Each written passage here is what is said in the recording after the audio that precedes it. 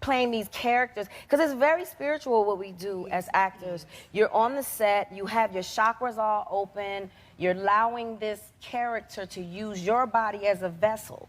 And so you have to learn how to flip the switch on and flip it off. Otherwise, it could drive you mad. Because it's spiritual what we do, you understand? Yeah. We allow these characters and these stories to use our bodies as a vessel. That is a real, like, if you think about it, that's you allowing this other energy. To master the avatar state, you must open all the chakras. Surrender yourself. Okay, I'll try. Let the pure cosmic energy flow.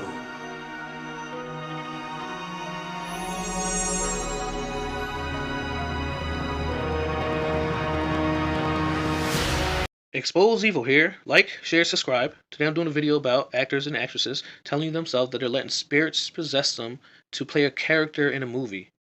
And opening your chakras or raising your chakras is no different than spirit travel or astral projection. It's the same thing, just different terms for them. Or the Hindu Kundalini, or raising the 7 planets, or the 7 churches of Asia, or as Manly P. Hall said, raising the spirit fire through the 33 segments of the spinal column. There goes that number 33 that's used so frequently in Freemasonry.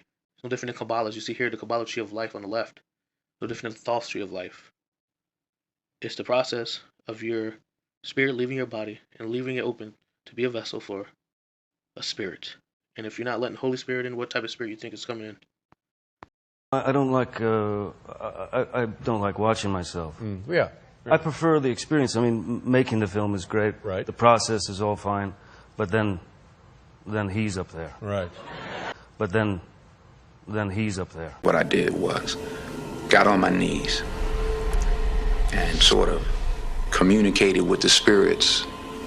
And when I came out, I was in charge. Powerful scene. Powerful scene. I couldn't have acted that.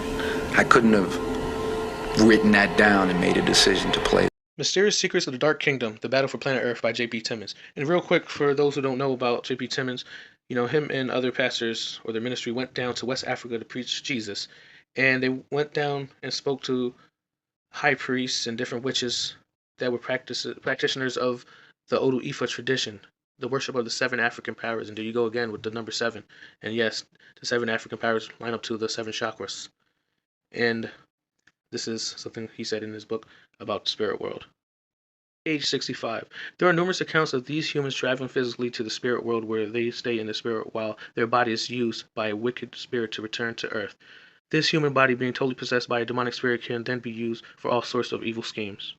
Most familiar face on television says, "You can not only use your body and physical self. This is how I see acting. I ask my body to be the carrier for the spirits of those who have come before me in a way that is most meaningful to the character. Just become the vehicle for that character." Calling out for these entities to take her over so that she may become a sparkling puppet, Oprah admits of her work before the camera. I tried to empty myself and let the spirit inhabit me. With her global influence, her shows have become a smorgasbord for the New Age agenda. And the movie was called Man on the Moon. I didn't know any of this. And in this movie, Jim Carrey was playing another comedian I admired, the late, great Andy Kaufman. Yes, and Jim Carrey was so immersed in that role that from the moment he woke up to the time he went to bed at night, he would live his life as Andy Kaufman. I didn't know that. When they said cut, this nigga was still Andy Kaufman. So much so that everybody on the crew called him Andy. I didn't know any of that. I just went there to meet him, and when he walked into the room where we were supposed to meet, I screamed, "Jim Carrey!" And everyone said, "No!" Call him Andy. And I didn't understand.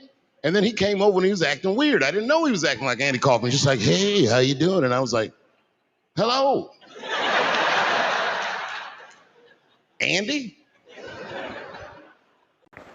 The Masonic Initiation by W.L. Wimhurst. Now this is what he has to say about disassociation or astral projecting.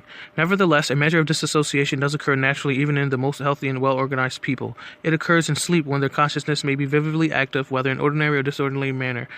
people travel in their sleep. It occurs at times of illness or violent shock. It may be induced of alcohol or drugs. The anesthetic revelation is a well-recognized phenomenon.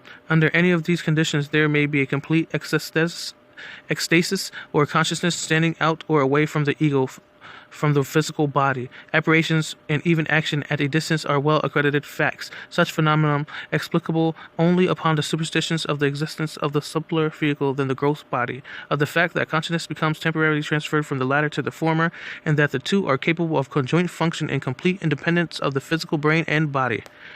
A master mason, however, is one who has outgrown the incapabilities to which the undeveloped average man is subject. Unlike the latter, he is in full knowledge and control of all his parts, whether his physical body be awake or wrapped in sleep. He maintains unbroken consciousness. He is able at will to shut off consciousness or temporal affairs and apply it to superphysical ones. He can thus function at a distance from his physical body, whether upon the mundane or upon high planes of the cosmic ladder. Initiation always occurs when the physical body is in a state of trance or sleep, and when the temporarily liberated consciousness has been transferred to a higher level. There you go. Now that's astral projecting he's talking about. Now this is the most common way you can get possessed by a demon, and this can cause multiple personality disorder.